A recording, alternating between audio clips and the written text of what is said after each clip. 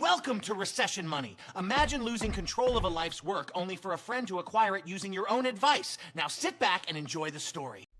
Imagine pouring your heart and soul into a masterpiece, only to watch someone else collect every cent it earns.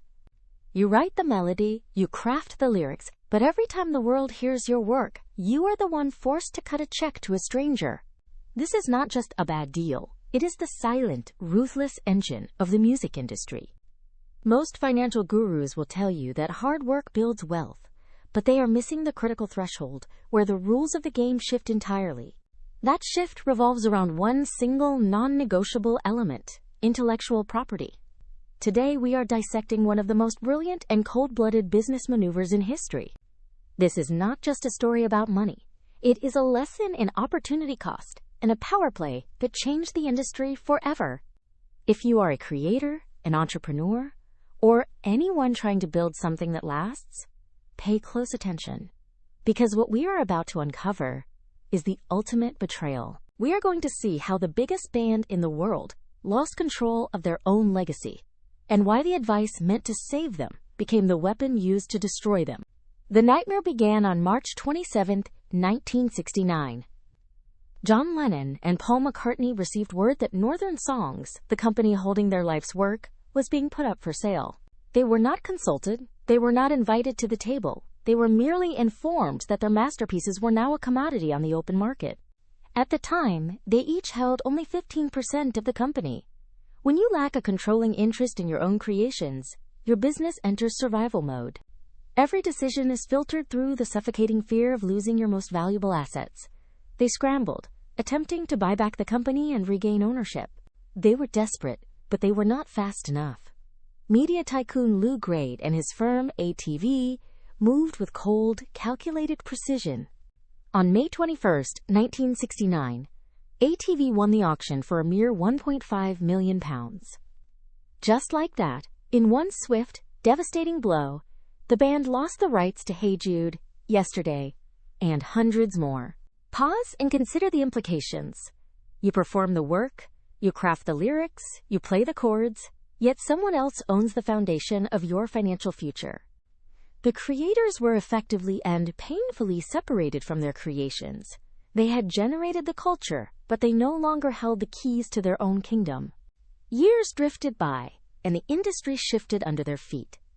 Paul McCartney, having lived through the sting of losing his masters, became an astute student of the game. He recognized that the true secret to enduring power was not merely the act of creation, but the control of the assets that creation produced.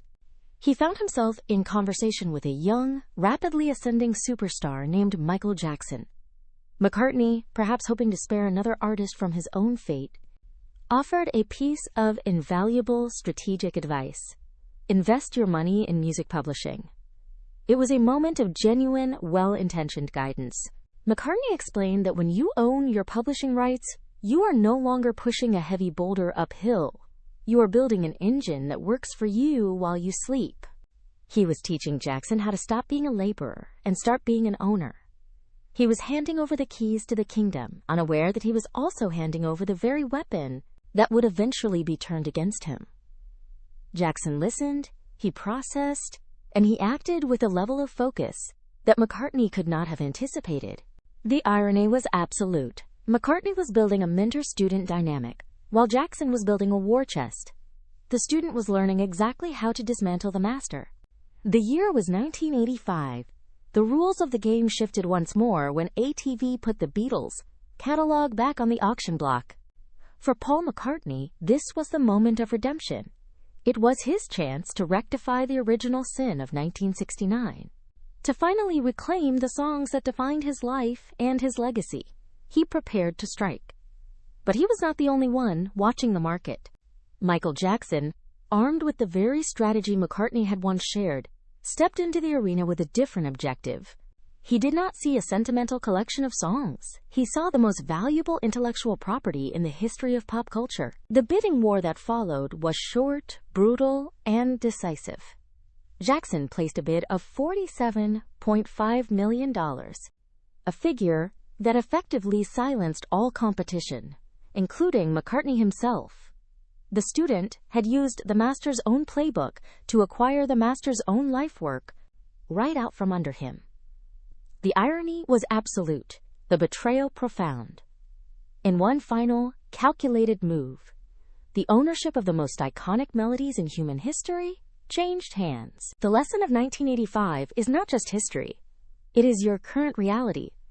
Today, the gatekeepers are not record labels, but tech platforms. You are building massive audiences on digital land you do not own. You sign away your rights for the allure of quick brand deals, falling headfirst into the platform trap. You inflate your lifestyle, hire teams, and rent studios, creating massive fixed costs while remaining entirely dependent on an algorithm you cannot control. If the rules change tomorrow, your income vanishes. To thrive, you must rewire your brain. Stop agonizing over the price of coffee and focus on the monumental. Who owns your content? Are you building an email list? Are you selling directly to your audience? Stop generating revenue for giants that can shadow ban you without warning. Own your intellectual property. Build your own foundation. Secure your walking away money. Do not let your business control you. Take the keys to your own kingdom.